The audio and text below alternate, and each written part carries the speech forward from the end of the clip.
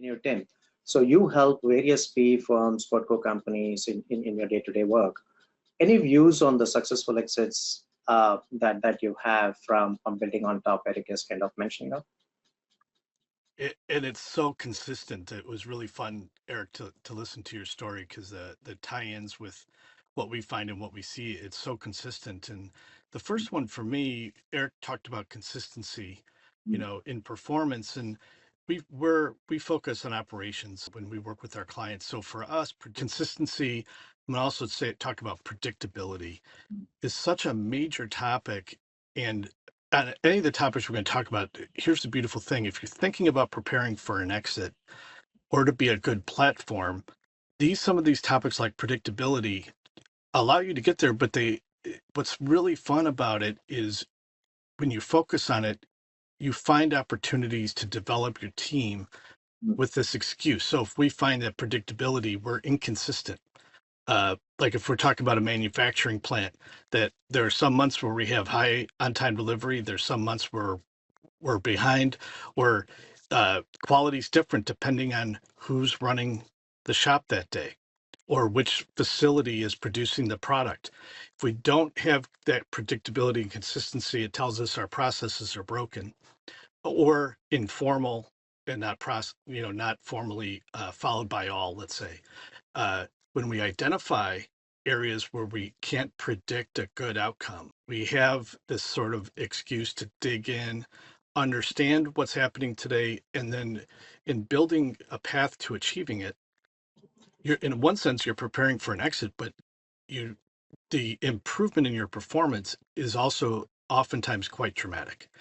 Another aspect of predictability is being able to predict what will happen on a given day on a project.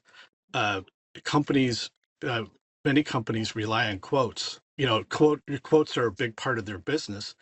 And one thing to look at is how well do we understand the accuracy of our quotes? And do we have a closed loop system that allows us to predict the cost of a job when we're in the quoting stage? And it's something, when it doesn't exist, the path of getting there is not expensive, and it doesn't take 2 years, and it dramatically improves results often in a short period of time. So so from our perspective, it is looking at the company's how well the company is set up to be a consistent performer and to be able to predict good outcomes. I think another key area that is touched on here is also around the reason sometimes people exit. So this is not a private equity. This is with a founding family that's running a business, and they asked us to help them prepare for a potential exit. And the reason was it was getting hard to run. The company was growing, and the CEO was stressed out. He's also a couple of years away from retirement. It wants to have flexibility, and there was significant concerns about the company's ability to maintain performance without the CEO present. Anytime that there is a heavy reliance on a C-level executive or a technical employee, that is a sign that you're not ready to be a platform or or for an exit. Uh, you may want to exit because it's hard to run the company, but Correct. it's also a sign you will not get the real true value of the company, because it will be discounted, because the buyer will realize it's essentially a fixer upper. So you don't pay the same for a move-in ready home as you do a fixer upper. So Tim, you have written a book on implementing supply chain partnerships. Yes. How does cost affect the supply chain in today's market within the mid-market company specifically in assessing the enterprise value, both the debt and the equity during exits? Yeah, great question, Vignesh. Thank you. And I'll say, when you think about the cost structure for a company from an operational perspective, I think of it in two pieces. One you just brought up, which is the cost of the purchased goods that go into and materials that go into the product, which for many manufacturing companies and obviously distribution companies, it can be the lion's share of the cost structure. The other aspect is the value add. from repackaging, manufacturing, assembly, what have you. Uh, that process is the other major part of the cost structure, and is in a sense it's often a smaller percentage because things like labor might be 5% of your cost structure and materials are 60%. The reason you look at labor in that situation is velocity, not reducing the cost of labor. It's what cost it, what's the speed or the throughput my plant or my capacity, my equipment, my front office is designed to run at, and am I running at that speed or what's pulling me back? Because if you think about it, and there's a recovering CFO and a recovering accountant here, myself, overhead absorption and additional margin dollars coming from growth dramatically improve your cost structure as well. What's beautiful about the cost of purchased goods and working with your suppliers is, in a sense, it's simple. In one sense, it's simple that we're negotiating for the cost of products that we bring in. It won't impact necessarily the velocity of our company and how speed quickly we can serve our customer, but it does have a big impact on the cost itself. And today is a great example of why this is important, and some of the approaches to sourcing have a wildly different impact. Today, uh, well, in any time, there's sort of an insurance policy that some companies will have by having multiple suppliers. As an example, they buy from 3 or 4 suppliers because well, one of them will have product, or uh, somebody will be able to serve us when we need it. And today we have the issue too with spot purchasing. It really makes it difficult when the tariff landscape is not clear, it's changing, and it's a huge part of the cost structure. One of the big efforts, or one of the big points for leverage, is one, being a good customer and negotiating effectively with your suppliers, which includes finding the right supplier, having clarity on what you're negotiating, and it's more than just price, time, price and delivery and quality. It's also things like, today, what's our source of origin? How are we clearing customs? Can you ensure, how do you know that we're not overpaying tariffs? Some tariffs we get exempted from, but you only get the exemption if you ask for it. And if we're relying on our suppliers for that, we have to be talking to them. And if I were to come back to a theme, it's to build a trusting, more strategic relationship with a core group of suppliers allows you to leverage their infrastructure and to let the link in your supply chain that's best able to handle a task do that task. When we go to more transactional, point of purchase, one-time purchases, we lose that ability. And one thing that, if I were to give one other kind of highlight, is this just happened last week. I was talking to a client about sourcing, and they asked them, how well are you doing? Do you have good contracts and agreements with your suppliers? And they're like, you know, we're not the biggest player in our industry. And that sort of negative self-image is a self-fulfilling prophecy, one, and two, it's absolutely not true. And here's an example of why. And again, I'll appeal to the accountants and recovering CFOs in the audience on this one. But you think about the biggest customers, are the ones that keep the lights on. They're who you built the factory for. Marginal business from a smaller customer is almost pure margin. You pay for the additional materials, but often you're not adding new labor. You're not bringing in new equipment. You're not hiring a new CEO. You're able to leverage the existing overhead. So even if you're a marginal customer, you have tremendous impact on the supplier by being a good customer. And what's the one thing that you can offer a supplier that, given that understanding and model, it's the one thing that so many companies are reticent to provide, which is a commitment of supply to that supplier. I'm not saying you buy everything from them. I'm not saying you have a sole supplier, but you pick their lane, and as long as they maintain, their service levels and quality, they get a percentage of your business. They can then plan. Think about, for the businesses where level loading is important. If you could, you know, have a smooth ride where you're kind of producing something similar every day, what would that do to your cost structure if you could predict it? Hmm. The impact on a supplier with a customer who's willing to share their forecast, give them information and visibility is dramatic. So the opportunities in this time frame, it's always true, but it's really true right now. The complexity that tariffs brings in to go beyond the transactional, develop deeper relationship with the meaningful strategic suppliers for you, and it'll have a major impact. Excellent. Very, very nicely put, Tim. So, I'm if gonna I I'm gonna add one thing to that. go ahead. Big passion of mine, and I know it works. And um, pay your suppliers on time all the Yes.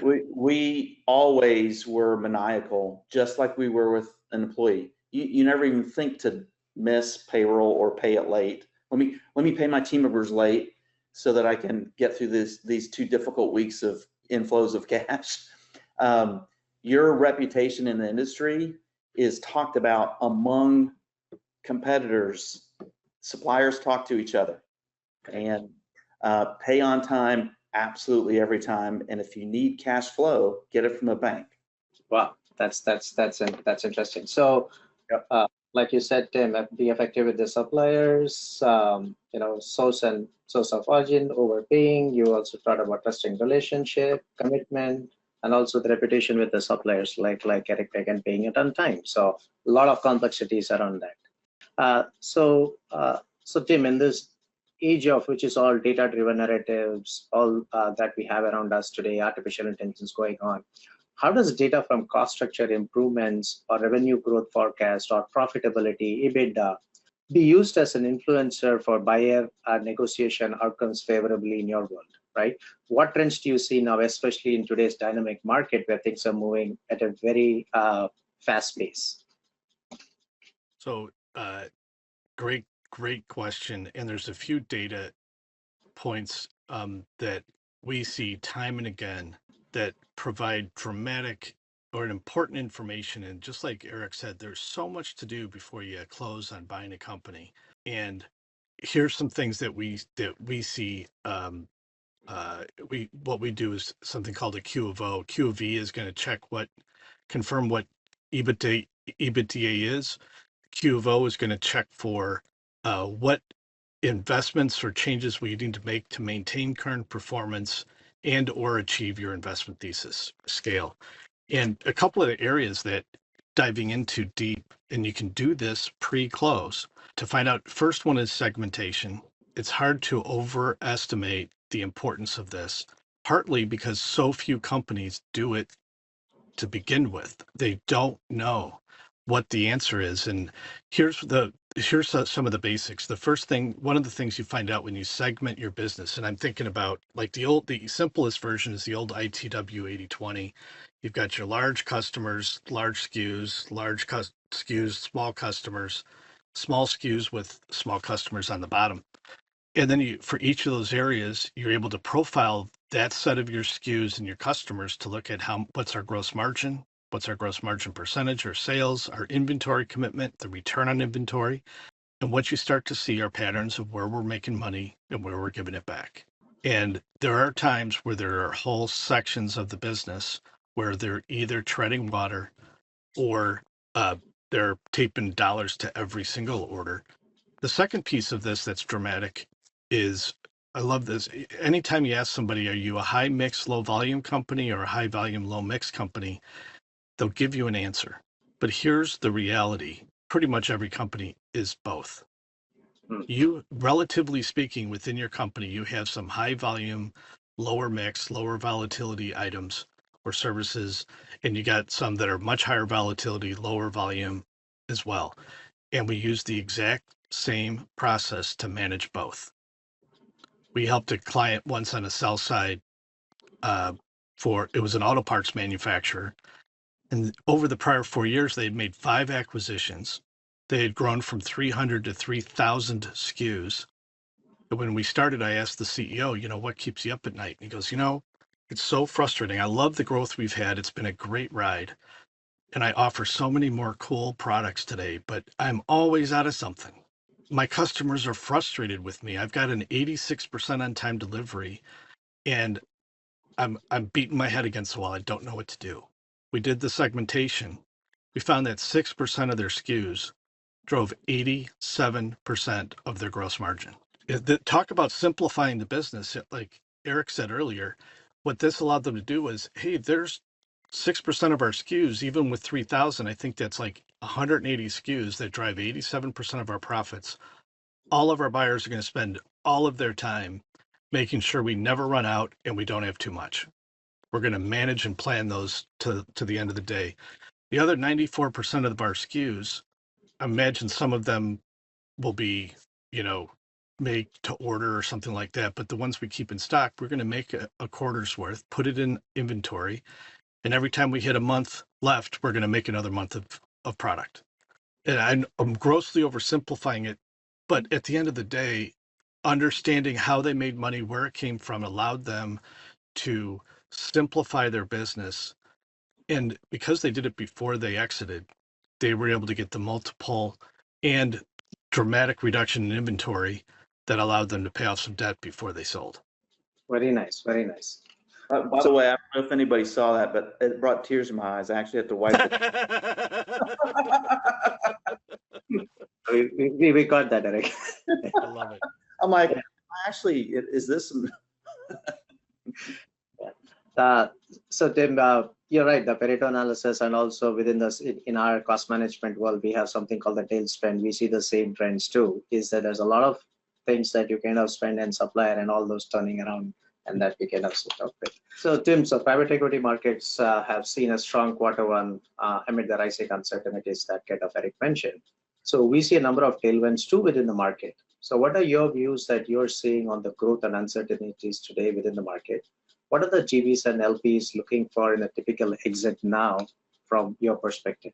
From our perspective, it's mostly about prepping for exit. And the people that are exiting today, from our experience, it's been interrupted, let's say, or slowed down because of the uncertainty in the market. We have a number of diligence projects that are on hold because the investment banks are saying that we need clarity on what's going to happen with tariffs and so on before we can move forward. So that's certainly happening. With that said, it also highlights the importance of understanding what really is happening. So, not to keep harping on this, but with regard to tariffs, you don't go to court without a lawyer. Don't study your tariffs without a tariff expert, okay, or a tariff attorney specifically. I had a client told me 2 weeks ago that on Friday he was getting ready to write letters or reach out to his bankers to say we might start breaking covenants because our business is going to get hit hard with these tariffs. Wow. Over the weekend, their tariff attorney studied the rules and the laws and the specific details. On Monday, they came back and said, "You're exempted. Your product code, what you do is exempted. You're fine." On Friday, they thought they were going to, talk about breaking covenants. On Monday, they started actually raising prices and adjusted their budgets. Having the clarity, and it's just like Eric said, having clarity, and good news travels fast, bad news faster, because then you can do something about it. So that's a key part, is understanding today the situation. So you can talk about in terms of risk. Another risk area, in my mind, is related to where we started talking, and that is the reliance on tribal knowledge. Someone's about to get a check that could change their life. And if they're integral to the operation, what happens when they go away? Okay. And the beautiful thing about this risk is that it's addressable if you have 6 months or a year of their attention, but only if you pay attention to it. If you go a year just running the business and you don't take the steps to develop your onboarding process, develop standard work, leader work, so on, at the end of that year, you're going to be in trouble. still, but you just have to know it's there. You just have to know it's a problem. And when you go, the way you go about de-risking reliance on any one person is you develop the processes and training and onboarding around them, and you never develop processes on exactly what you do today. You go through and you re-engineer, you're going to improve the processes. It actually, there's an ROI on de-risking outside of the risk itself. It comes back to awareness. Yeah. You have to be aware that it's there so that you can act on it.